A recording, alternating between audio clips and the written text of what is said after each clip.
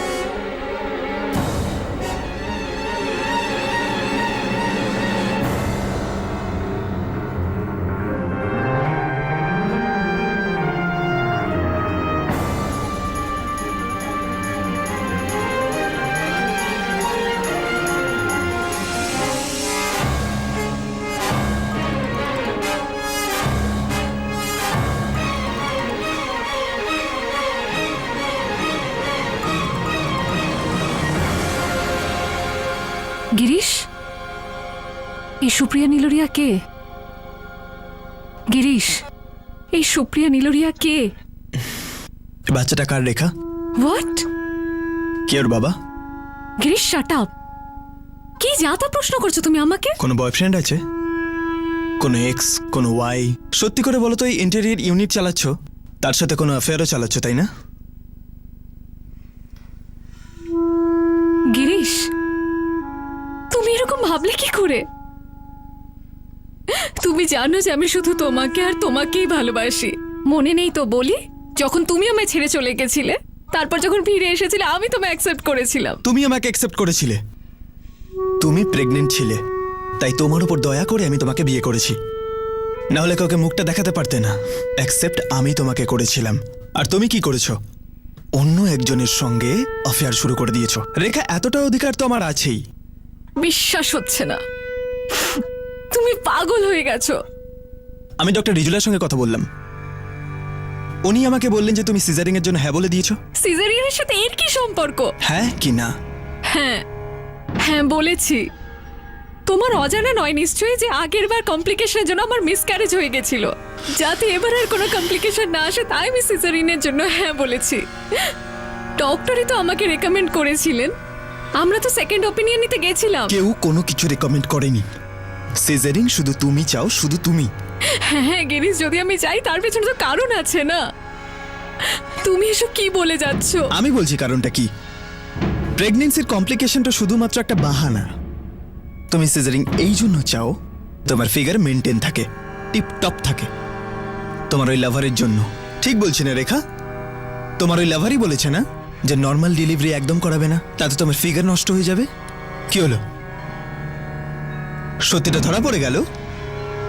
আচ্ছা এবার তুমি কাঁদবে, ঠিক আছে কাঁদো।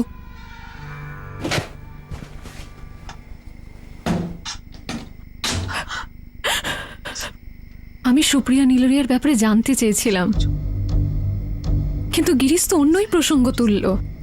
এমন একটা দোষ দিল যেটা আমি ভাবতেও পারিনি।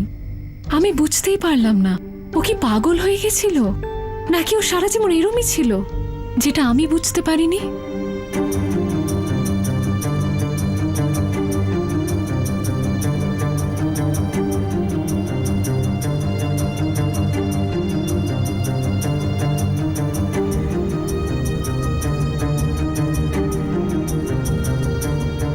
কাজে ফোকাস করা একদম অসম্ভব হয়ে গেছিল।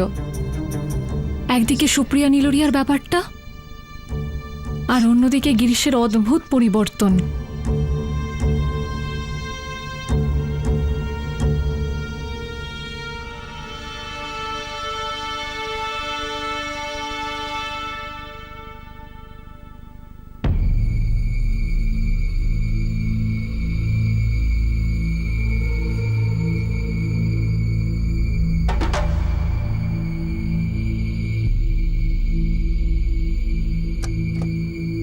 মা, মা আমার ঘরে সিসিটিভি ক্যামেরা লাগানো আছে। হ্যাঁ, সব জায়গায় লাগানো হয়েছে, এখানে হলেও লাগানো। আজই সকালেই লাগানো হয়েছে, তোমার চোখে পড়েনি হয়তো। কিন্তু কেন? গিরিশ তোমার উপর নজর রাখতে চায়। তুমি ফোনে কতক্ষণ কথা বলো, কখন কথা বলো, কার সাথে কথা বলো, আর যখন আমরা মা ছেলে থাকি না তখন কাকে ডাকো? মা, গিরিশ কি কখনো মানসিকভাবে অসুস্থ ছিল? পাগল তো হয়েই গেছে। এমন একটা মেয়েকে বিয়ে করেছে যে কানা করিও নিয়ে আসেনি। এসব তুমি কি বলছো? তোমার বাবা 10 লাখ টাকা দিচ্ছে না কেন? কারণ আমি আর আমার বাবা পণ দেওয়ার একেবারে বিরুদ্ধে। এই ব্যাপারটা তোমরাও আগে থেকে জানতে। পণের কথা কে বলেছে? স্ত্রীধন বলেও তো একটা কথা আছে, যেটা সব বাবা তার মেয়েকে দেয়, গিফট দেয়, গিফট। কিন্তু তোমাদের তো কোনো গিফট ফিফট দরকার ছিল না, কিছুই চাহিদা ছিল না তোমাদের। এটা সব পাত্রপক্ষই বলে থাকে, কিন্তু ভিখারিও নিজের মেয়েকে খালি হাতে পাঠায় না। ও, তাহলে গীতার পরিবার থেকেও তোমরা এরমই গিফট চেয়েছিলে? এই জন্যই ও ব্যালকনি থেকে লাফিয়েছিল? কেন, তোমারও মুড হচ্ছে নাকি ঝাঁপ দেওয়ার? সুপ্রিয়া নীলরিয়াও ব্যালকনি থেকে পড়ে মারা গেছিল। কে ছিল এই সুপ্রিয়া? কোন ব্যালকনি থেকে পড়ে মারা গেছিল? কার সাথে তোমার অ্যাফেয়ার চলছে? কার বাচ্চা আছে পেটে? নাম সুপ্রিয়া নীলরিয়া, কোনো এক সম্প্রদায়ের ছিল। আমারও সব ডিটেলস চাই। কেন? আমার চাই, তুই প্লিজ খুঁজে দে, প্লিজ। আচ্ছা আচ্ছা, আমি বার করছি। তারপর বল, কেমন আছিস তুই? ভালো আছিস তো? আর বাচ্চার খবর? ফার্স্ট ক্লাস আছে। আচ্ছা শোন, ডেলিভারির জন্য রাজকোট যাব তো? ঠাস করে একটা চড় মারবো যদি এরকম কথা বলিস। তুই পাগল নাকি? এটা জিজ্ঞেস করার মতো কথা? বল, কালকেই নিয়ে আসি তোকে? না, 2 সপ্তাহ পর। কিন্তু শোন, তার আগে আমার সুপ্রিয়া নীলরিয়া সব ডিটেলস চাই। আচ্ছা আচ্ছা, দেখছি, আমি বার করছি নাম্বার। তুষার, কি হয়েছে? রেখা ঠিক আছে তো? বলছে তো বাবা ভালো আছে, কিন্তু ওর কথা শুনে মনে হলো না। ভুল না বুঝে তো হতেই পারে, কিন্তু ভুল যদি জেনে বুঝে করা হয় তো তাকে কি বলবেন?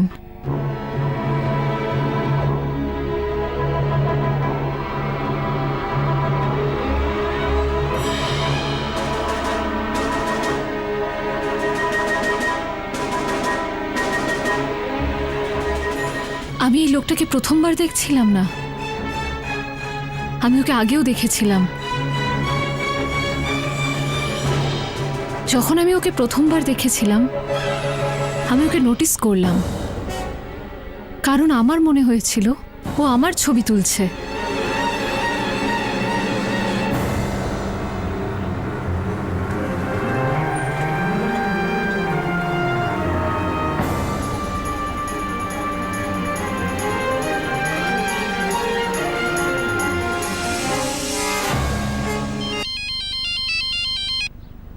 হ্যাঁ তুষার, বল। সুপ্রিয়া নামে তো অনেক মেয়েই আছে, কিন্তু আমি একটা অফিস থেকে ফোন নাম্বার বার করেছি সুরাটের। এই সুরাটের কোনো দশরথ নীলরিয়ার মেয়ে, রিটায়ার্ড পোস্টমাস্টার। আচ্ছা প্রথমে বল তো, এই ব্যাপারটা কি যে তুই আমার থেকে লুকোচ্ছিস? তুষার, আমি সব বলবো, তার আগে আমি জেনে নিই যেটা আমি জানতে চাই। তুই ঠিক আছিস তো? তা প্রবলেম নেই তো কোনো? তুষার, তুই নাম্বারটা তাড়াতাড়ি SMS কর।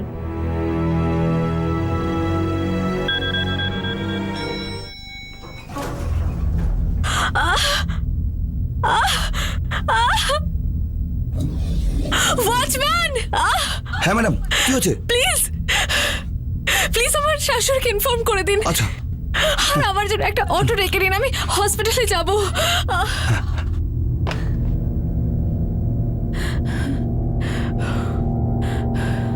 আমি আমার মা বাবা আর ভাইকে আমার সাথে যা হচ্ছিল সে ব্যাপারে কিচ্ছু জানাইনি। আমি ওনাদের টেনশন দিতে চাইনি। লক্ষ্মী এসেছে, বেশ সুন্দর দেখতে হয়েছে।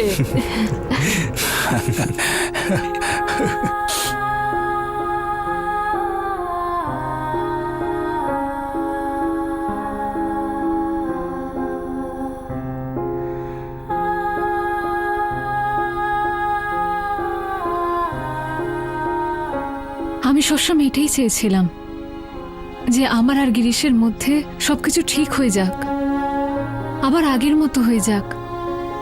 কিন্তু ওটা কি কখনো সম্ভব হবে?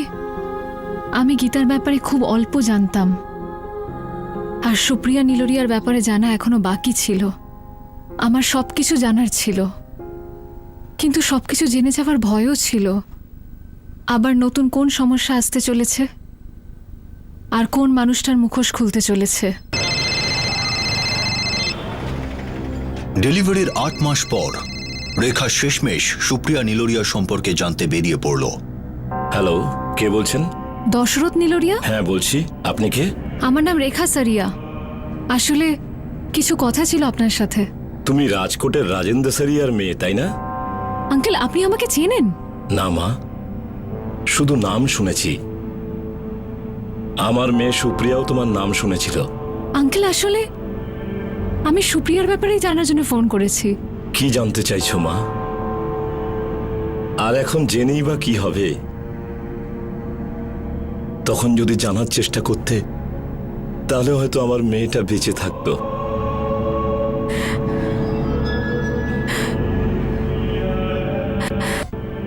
আমি সুপ্রিয়ার ব্যাপারেই জানার জন্য ফোন করেছি। কি জানতে চাইছো মা? আর এখন জেনেই বা কি হবে? তখন যদি জানার চেষ্টা করতে, তাহলে হয়তো আমার মেয়েটা বেঁচে থাকতো।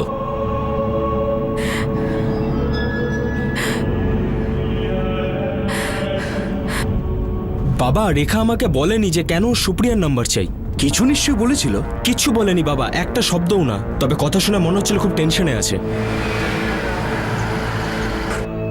রাজেন্দ্রবাবু, দেখুন, পাত্রপাত্রীর অফিস এই শহরে অনেক আছে। সম্বন্ধের জন্য মানুষ অনেক জায়গায় নিজেদের ছেলে মেয়েদের ছবি জমা দেন। কখনো কখনো এরকম হয় যে সব ধরনের তথ্য আমাদের কাছে থাকে না। কিন্তু একটা কথা জেনে আমি খুব অবাক হলাম, আপনার মেয়ে রেখা গিরিশের সাথে বিয়ে করে নিল, অথচ রেখা কিছুই জানতে পারল না। হ্যাঁ পরশুরামদা, ও কিচ্ছু জানতে পারেনি। ওকে কিছু বলা হয়নি, এমনকি আমাদেরও বলা হয়নি। একে তো গিরিশের বাড়ি থেকে সম্বন্ধটা ভেঙে দিল, তা সত্ত্বেও আপনার মেয়ে রেখা গিরিশের সাথে বিয়ে করল। আপনি তো বেশি লোককে নেমন্তন্ন করেননি, আপনি তো আমাদের অফিসকেও কিছু জানাননি। এখন আপনি এসে আমাকে বলছেন? এটা অদ্ভুত লাগছে না?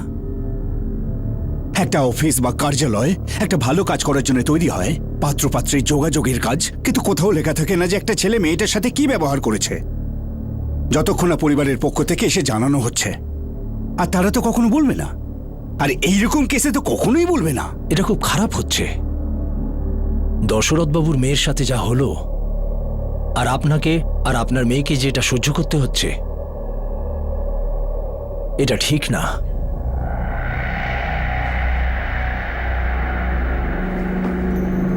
সুপ্রিয়া আমাদের একমাত্র মেয়ে ছিল। পাত্রপাত্রীর অফিসে ওর বিয়ের জন্য ফর্মও দিয়েছিলাম, তা ছবিও দিয়েছিলাম। আর তারা আমাদের গিরিশ বলে ছেলেটির ছবিও দেখায়।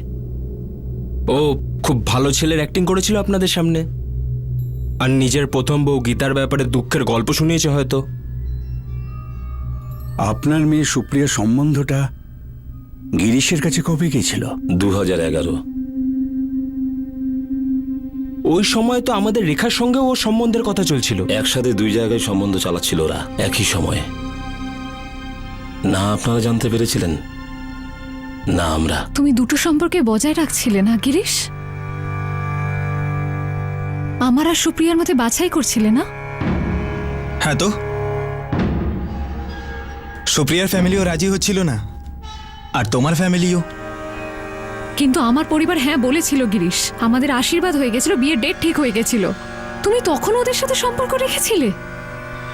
গিরিশ, তুমি দশরথ বাবুকে এটাও বলনি যে আমাদের আশীর্বাদ হয়ে গেছে। এটা তো ফ্রড, তাই না? কিসের ফ্রড? মানুষের কি সেই অধিকারটাও নেই যে সে নিজের মতন করে বাঁচবে, নিজের লাইফ পার্টনার নিজে খুঁজবে? মার্চ 2012-তে আমরা রেখার গিরিশের আশীর্বাদ করেছি আমাদের বাড়িতে, রাজকোটে। আমরা তো এর বিন্দু বিসর্গ জানতে পারিনি, ওরা আমাদের কিচ্ছু জানায়নি আগে থেকে। সুপ্রিয়া আর গিরিশের বিয়ে কবে হয়েছিল? আগস্ট 2012।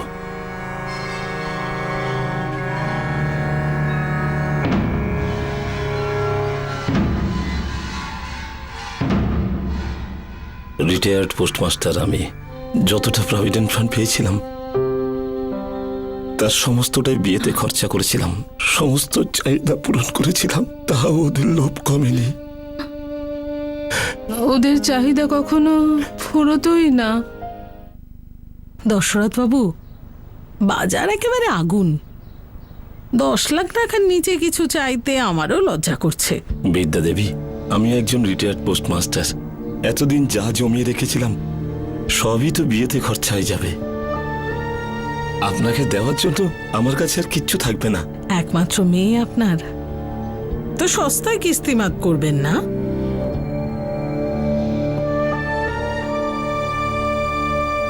গিরিশ, আমার বাবার কাছে সত্যিই কিছু নেই দেওয়ার মতো। যদি আপনার আমাকে পছন্দ হয় তো। ওঠো।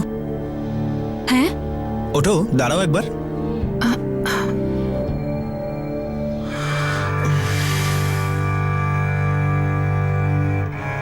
ঘোড়ো, ঘোড়ো একবার।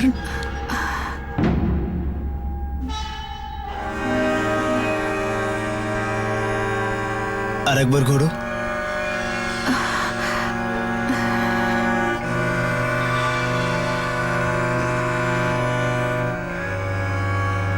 বসে পড়ো। যখন আমরা এঙ্গেজ ছিলাম তুমি সুপ্রিয়ার সাথে বিয়ে ফিক্সড করে নিলে।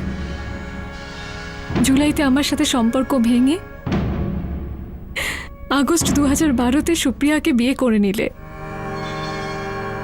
কোনো কারণই ছিল না সম্পর্কটা ভাঙার। বলবে কি করে? তোমার কাছে তো কোনো কারণই ছিল না। তুমি সুপ্রিয়াকে বিয়ে করলে আর আমাকেও হাতে রেখে দিচ্ছিলে, ভেবে চিনতে হাতে রেখে দিতে চেয়েছিলে।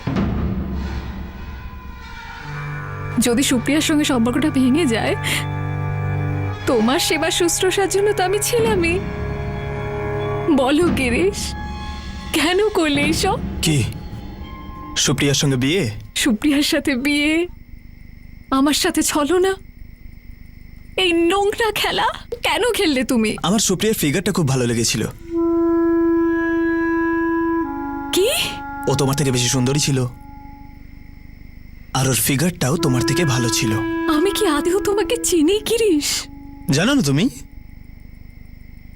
এমন কি আছে যে তুমি আমার ব্যাপারে জানো না? আমরা দেখা করেছি, আমি তোমাকে সবকিছু বলেছি, আবার দেখা করেছি, সবকিছু করেছি।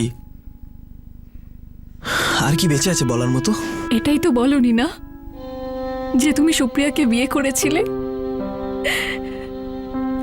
এটাও বলনি কখনো যে তুমি আর মা মিলে পনের জন্য সুপ্রিয়াকেও টর্চার করেছিলে। আমার যতটা সামর্থ্য ছিল আমি দিয়েছি, তবু সুপ্রিয়ার উপর অত্যাচার করা ওরা বন্ধ করছিল না।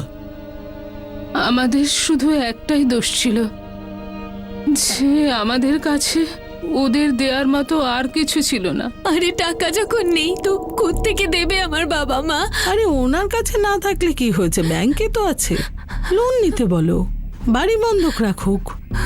ভিক্ষা করুক, কিন্তু টাকা নিয়ে এসো। 10 লাখ এমন কিছু বেশি হয় না সুপ্রিয়া। তোমাকেও সারা জীবন খাওয়াতে হবে, বাচ্চা কাচ্চা তো চাই তোমার। তোমার বাবা এখন অবধি 2 লাখ টাকা দিয়েছে, বাকি টাকা কেন দিচ্ছে না? কেননা টাকা তো নেই, তাই। কেন বুঝতে পারছো না তোমরা? কিচ্ছু নেই বাবার কাছে, সব শেষ হয়ে গেছে। যখন ও আর অত্যাচার সহ্য করতে পারতো না, তখন আমরা ওকে এখানেই ডেকে নিতাম। খুব মারতো ওরা সুপ্রিয়াকে, জানোয়ারের মতন অত্যাচার করতো গিরিশ। তবুও ফিরে যেত আমেদাবাদ। ওর আমাদের কষ্ট সহ্য হতো না। তুমি সেক্স ম্যানিয়াক, মানি ম্যানিয়াক, নাকি পুরোপুরি পাগল? আগে তুমি বলো, তোমার ওই লাভারের সঙ্গে সেক্স তোমাকে বেশি আনন্দ দেয় তাই না? ও আমার থেকে বেটার তাই না? এই জন্য তোমাকে সিজারিং করিয়েছিল। এখন লজ্জা পাচ্ছ কেন? বলেই ফেলো। বিয়ের আগে গিরিশের উপর ঝাঁপিয়ে পড়লি, প্রেগনেন্ট হয়ে গেলি, আর সেক্স ম্যানিয়াক ওকে বলছিস? এত খিদে তোর সেক্সের? হঠাৎ করে গিরিশের একটা কথা আমার মাথায় এলো। সত্যি একটা অদ্ভুত ব্যাপার, আমাদের সবসময় মনে হয় যেটা আমাদের বলা হয়েছে সেটা সত্যি নয়, যেটা আমরা জানি সত্যিটা আলাদা। তুমি সত্যি বলতে গিরিশ, সত্য সত্যিই খুব অদ্ভুত জিনিস। আমরা শুধু অতটুকুই জানি যতটুকু আমাদের বলা হয়। আমরা কখনো জানতেই পারি না যেটা আমাদের বলা হয় না। এই কথাটা তখন আমি বুঝতে পারিনি। তুমি সুপ্রিয়াকে সুইসাইড করতে বাধ্য করেছো। এটা তোমার সত্যি মনে হয়, কিন্তু এরকমটা নয়। আমি তো শুধু ওকে সত্যি বলেছিলাম। সত্যি বলার ভান করে তুমি ওর সাথে খেলছিলে গিরিশ। তারপর তোমার কিছু অন্য চাই, কিছু নতুন, সেজন্য তুমি আমার কাছে এলে। গিরিশবাবু, কোর্ট নোটিশের ড্রাফটটা পড়েছেন তো? ওই নোটিশটা সুপ্রিয়ার ছিল তাই না? আপনাকে এটা জানানো হচ্ছে যে আপনি আপনার স্বামী গিরিশ বীরসেনার বাড়ি স্বইচ্ছায় ছেড়েছেন, আর এই ঘটনার জন্য গিরিশ বীরসেনা বা তার পরিবার কোনোভাবেই দায়ী থাকবে না। আর যদি পরিস্থিতি এরকমই থাকে তাহলে আমরা ডিভোর্সের নোটিশ পাঠাতে পারি।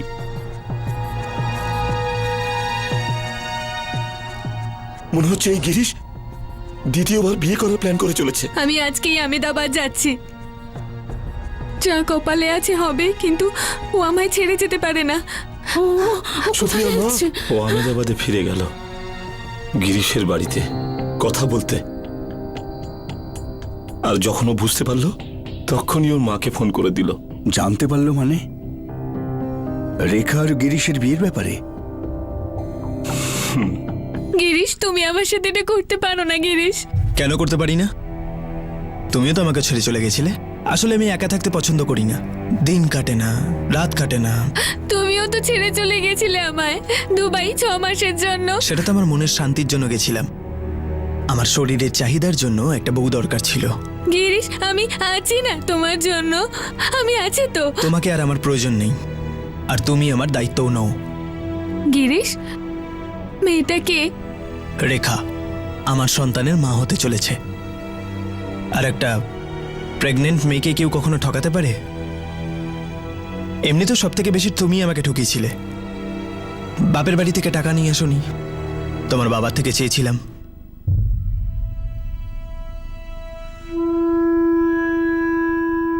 এমনিতেও তুমি আর সেরকম নেই যেরকমটা ছিলে। তুমি নিজেকে মেনটেন করতেই পারো না।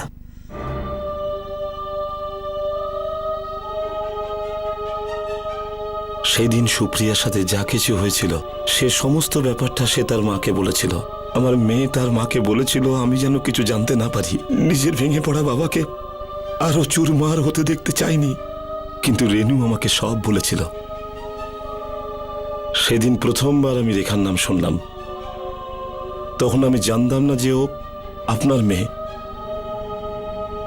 আমি তো শুধু আমার মেয়ের সঙ্গে কথা বলতে চেয়েছিলাম, তাকে বিশ্বাস করাতে চেয়েছিলাম আমি রেখার সঙ্গে কথা বলবো, ওকে বোঝাবো যে আমার মেয়ের সংসার ভেঙো না। তুই শুনছিস তো মা? সুপ্রিয়া, তুই কিছু বলছিস না কেন? মা, তুই কোনো চিন্তা করিস না, আমি সব ঠিক করে দেব। আমি ওই মেয়েটির সঙ্গে কথা বলবো রে মা। ওকে দ্বিতীয় বিয়ে আমি করতেই দেব না, এটা একদমই হতে দেব না রে মা। আমি সব ঠিক করে দেব, দেখিস। তুই একদম চিন্তা করিস না মা।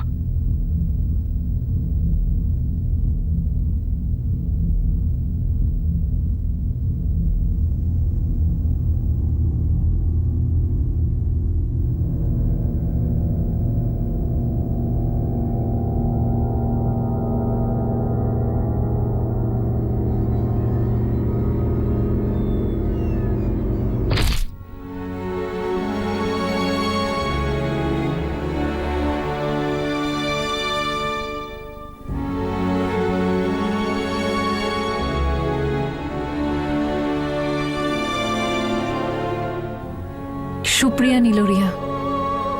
আমার স্বামীর দ্বিতীয় স্ত্রীও সুইসাইড করেছিল, প্রথম ওয়াইফ গীতার মতো। সুপ্রিয়া এই ব্যালকনি থেকেই সুইসাইড করেছিল। এই কথা আমায় কেউ বলেনি, না প্রতিবেশীরা না অন্য কেউ। তখন আমার মনে এইটা কখনো আসেনি যে এই সুইসাইডটার জন্য মা আর গিরিশ দুজনে এই বিল্ডিংয়ে আর কারোর সাথে সম্পর্ক রাখে না, কথাবার্তা বলে না, নিজেদের নিয়েই থাকে। এবার আমরা সোজা না আহমেদাবাদ যাব, রেখা আর পূজাকে আমাদের বাড়িতে নিয়ে আসবো। এত কিছু শোনার পর আর এগোনোর কথা ভাবতেই পাচ্ছি না। সোজা রেখার কাছে যাব, ওদেরকে নিয়ে চলে আসবো। এবার আমরা সোজা না আহমেদাবাদ যাব, রেখা আর পূজাকে আমাদের বাড়িতে নিয়ে আসবো। এত কিছু শোনার পর আর এগোনোর কথা ভাবতেই পাচ্ছি না। সোজা রেখার কাছে যাব, ওদেরকে নিয়ে চলে আসবো।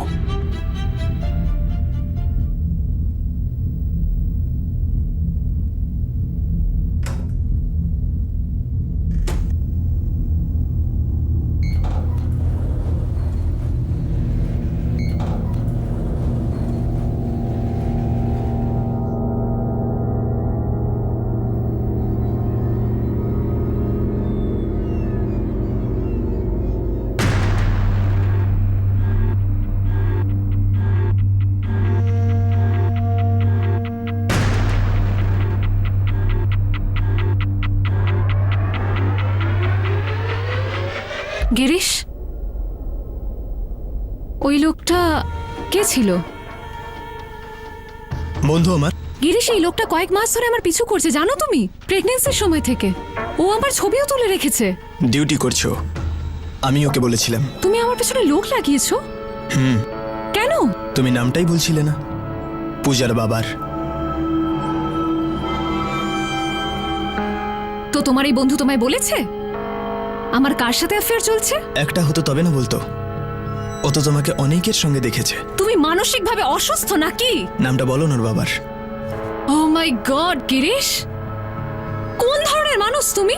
তুমি দেখতে পাও না নাকি আমি শুধু তোমাকে আর তোমাকেই ভালোবেসেছি পাগলের মতো? তোমাকে ছাড়া আমি অন্য কোনো পুরুষের দিকে কখনো তাকাইনি। গিরিশ, এটাই সত্যি, সত্যি এটাই। সত্যি একটা অদ্ভুত ব্যাপার। আমাদের সবসময় মনে হয় যেটা আমাদের বলা হয়েছে সেটা সত্যি নয়, যেটা আমরা জানি সত্যিটা আলাদা।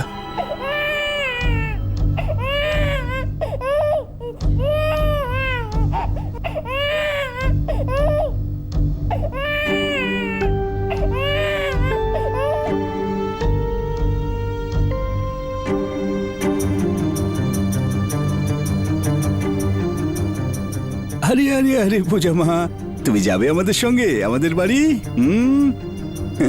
রেখা, জামা কাপড় প্যাক করে নে, তুই আর পূজা এখনই আমাদের সাথে চ বাড়িতে, সারা জীবনের জন্য, বুঝলি? না তুষার, আমি এভাবে যেতে পারবো না। এইগুলো তৈরি করতে আমি অনেক কষ্ট করেছি। তাই এইসব কাজ তুই তো রাজকোটে গিয়েও করতে পারিস, তাই না? জানোয়ার ওই গিরিশ একটা জানোয়ার। আমাদের জীবনে ঘটা সব থেকে খারাপ ব্যাপারটা ওর জন্য হয়েছে। এক্ষুনি সেই ভুলটাকে শুধরে নিতে হবে মা। আর যদি না হয় না, সেটা শুধু ভুলই নয়, খুব বড় একটা বোকামি হবে। আর যদি তোকে আহমেদাবাদে থেকে নিজের কাজ করতে হয় না, আমি আর তোর বৌদি এখানেই তোর সাথে থাকবো। যতদিন না তুই সেটেল হচ্ছিস এখানেই থাকবো। কেন থাকবি তুই আমার সাথে? তোর কোনো কাজ নেই রাজকোটে? জীবন নেই তোর? আমি কারোর জীবন ডিস্টার্ব করতে চাই না, কারোর জীবন নষ্ট করতে চাই না। মা, একটা ভুল তো আমরা করেছি, আবার একটা ভুল করে এই বাচ্চাটা সর্বনাশ আমরা করতে পারবো না। আমি জানি গিরিশের সাথে কিছু একটা সমস্যা হচ্ছে। হি নিডস হেল্প, ও ট্রিটমেন্টের দরকার। যদি ট্রিটমেন্ট করার থাকতো না, বিয়ের আগেই ও করিয়ে নিত। রেখার লোকটাই বদমাস, আর তুই ওর হয়ে কথা বলাটা বন্ধ কর এখন, যা। আমি জানি তুই এখনো ওকে ভালোবাসিস, কিন্তু একটা কথা মনে রাখিস মা, এরপর যদি তুই ওকে সুযোগ দিস না, সেটা সুযোগ নয়, সেটা হবে একটা মৃত্যু। তোর ভালোবাসার, তোর বিশ্বাসের, আমাদের সবাইকার খুশির। ব্যাস, এসব কথা থাক। তোর প্রয়োজনীয় জিনিসপত্র গুছো, আমাদের সঙ্গে চল। আমি এভাবে যেতে পারবো না বাবা, আমার একটু ভাবার সময় লাগবে। ভাবার জন্য আর কি বাকি আছে? আছে তুষার, আছে, অনেক কিছু ভাবার আছে। কোর্টে কেস চলছে গিরিশের সুপ্রিয়াকে নিয়ে। গীতা, সুপ্রিয়া, ওরা তো ফিরে আসবে না। যা হয়েছে খারাপই হয়েছে। এখন সত্যিটা এটাই যে যাকে আমি ভালোবেসেছি বিয়ে করেছি সেই রকম হলো, কিন্তু ও তো আমার স্বামী হয়।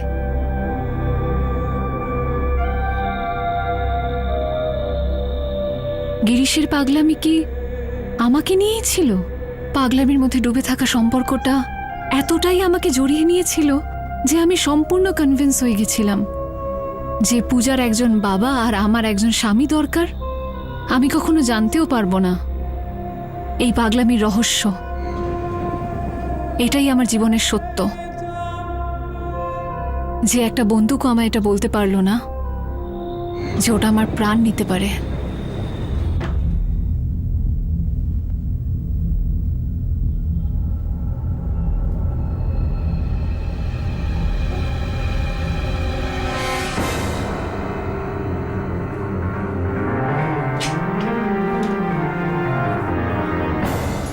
এটা তোমার কাছে কি করছে গিরিশ?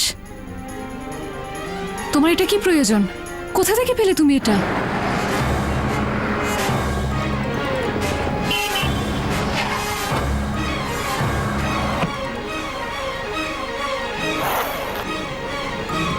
$25,000। বলো, কেন কিনেছো তুমি এটা? তুমি সিজারিং কেন করিয়েছিলে? গিরিশ, তুমি জানো তো তুমি পুরো পাগল হয়ে গেছো। আমিও তোমার ব্যাপারে একই রকম ভাবি। কেন? আরো একজনকে পেয়ে গেছো বুঝি টর্চার করে পাগল বানানোর জন্য? যেমন তুমি তোমার লাভারকে পেয়েছো। তোমার এই নোংরামি না আমার উপর কোনো প্রভাব ফেলবে না। আমি ওদের মতো দুর্বল না, হ্যাঁ, যে ব্যালকনিতে গিয়ে লাফ মারবো। জানি আমি তুমি সেরকম নও যা আমি ভেবেছিলাম।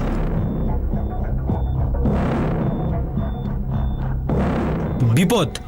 তোর আবার কিসের বিপদ গিরিশ? হয়তো তোমার থেকে। পাগলের মতো কথা বলিস না। বন্দুক কোনো খেলনা নয়, বুঝলি? লাইসেন্স আছে তোর কাছে? হ্যাঁ আছে তো। হ্যাঁ, তা ফটো পাঠা আমাকে। কেন? পুলিশ নাকি তুমি? আমি তোমাকে কিচ্ছু পাঠাবো না, আর একবার আমাকে ফোন করার মতন সাহস দেখাবে না, বুঝলে? বাবা, আমার মাথায় ঢুকছে নাকি আমাদের রেখার কি হয়েছে? কি করে এই পাগলের সাথে থাকতে পারে ও? ওটা দিনের পর দিন না আরো ভয়ানক হয়ে যাচ্ছে। কপালে যা আছে সেটাই ঘটবে। আমাদের কথা তো শুনলই না। ভগবানের কাছে শুধু প্রার্থনা করতে পারি আমাদের মেয়েটার যেন ক্ষতি না হয়।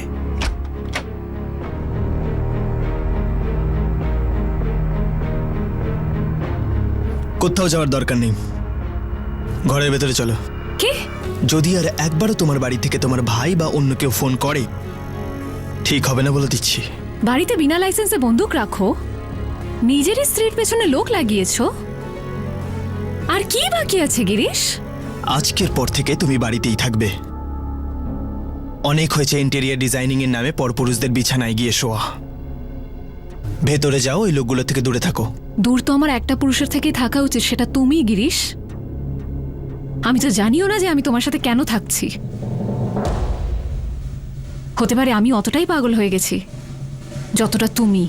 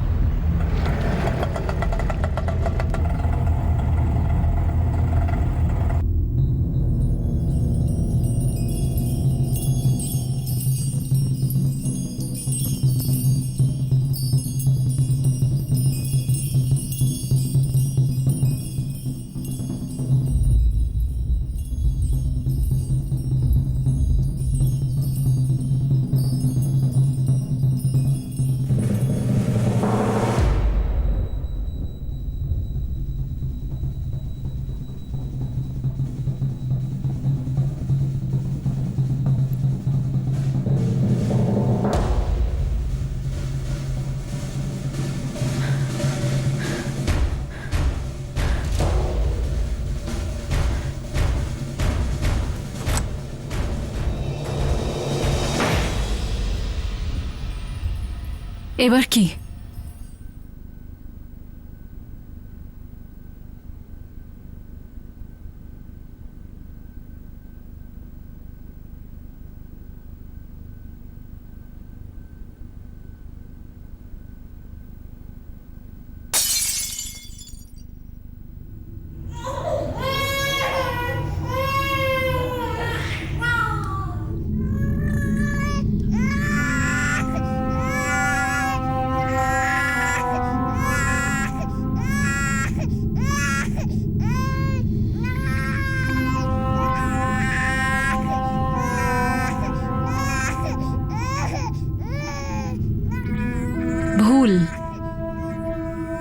না বুঝে তো হতেই পারে, কিন্তু ভুল যদি জেনে শুনে করা হয় তো তাকে কি বলবেন?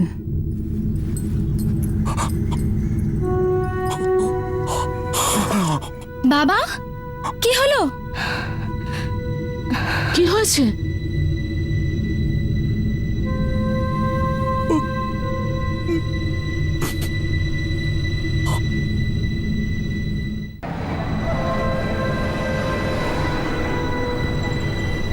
স্যার, গিরিশের গাড়ি আহমেদাবাদ বরোডা হাইওয়েতে পাওয়া গেছে।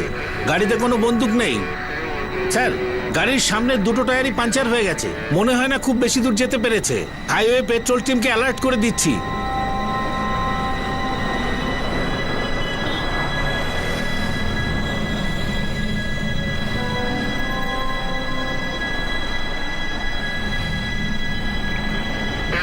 স্যার, দেখতে পেয়েছি, মনে তো হচ্ছে গিরিশই 100 মিটার দূর দিয়ে হেঁটে যাচ্ছে।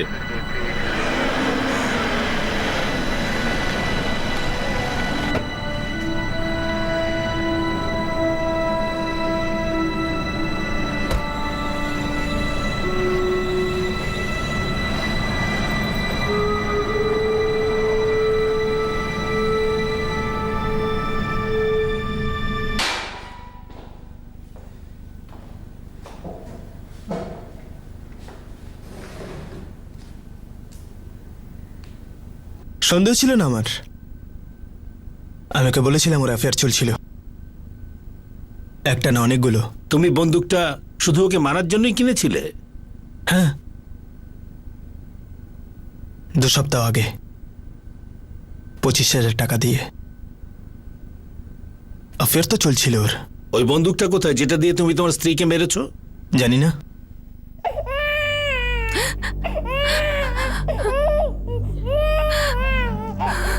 না না সোনা, কান্দে না। ঠিকই বলেছিলেন আপনি। কোনো মানুষের ব্যাপারে অনেক কিছু জানতে পারি, কিন্তু সবকিছু কখনো না।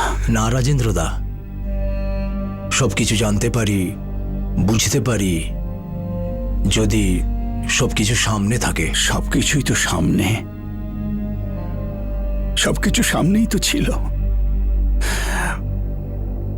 আমরা বুঝিনি, রেখাই বা বুঝলো কই?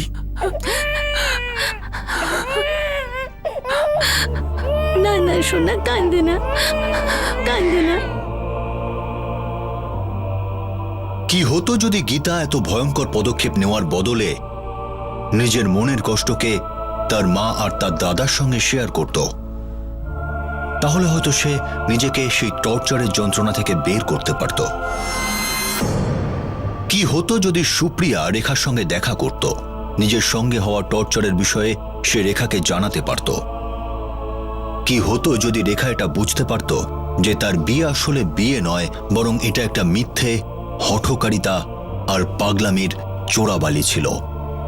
তখন সে এই সম্পর্কে পা রাখার বদলে নিজের দাদা আর বাবার সঙ্গে পা মিলিয়ে একটা নতুন জীবন শুরু করতে পারত। গীতা রেজপাড়া, সুপ্রিয়া নীলোরিয়া আর রেখা সারিয়া, এই 3 জনের জীবিত অবস্থায় পরস্পরের সঙ্গে দেখা হয়নি, কিন্তু 3 জনের জীবনেই অসময়ে মৃত্যু এসেছে একই পথে। যার ফলে গিরিশের প্রথম স্ত্রী গীতা রেজপাড়াকে কি দেনা পাওনার জন্য টর্চার করা হতো? এই কথার উত্তর আইনি খাতায় খুব অস্পষ্ট, আর এই ধোঁয়াশা হয়তো কখনো কাটবে না। রেখার মেয়ে পূজা এখন রেখার পরিবারের দায়িত্বে রয়েছে। আপনাদের সাথে আবার দেখা হবে পরের এপিসোডে আরও একটা অপরাধের গল্প নিয়ে। ততক্ষণ সুরক্ষিত থাকুন, সতর্ক থেকে একজন ভালো নাগরিকের দায়িত্ব পালন করুন, আর দেখতে থাকুন ক্রাইম পেট্রোল সতর্ক। For more updates, subscribe to our channel, click the show links and enjoy watching the videos.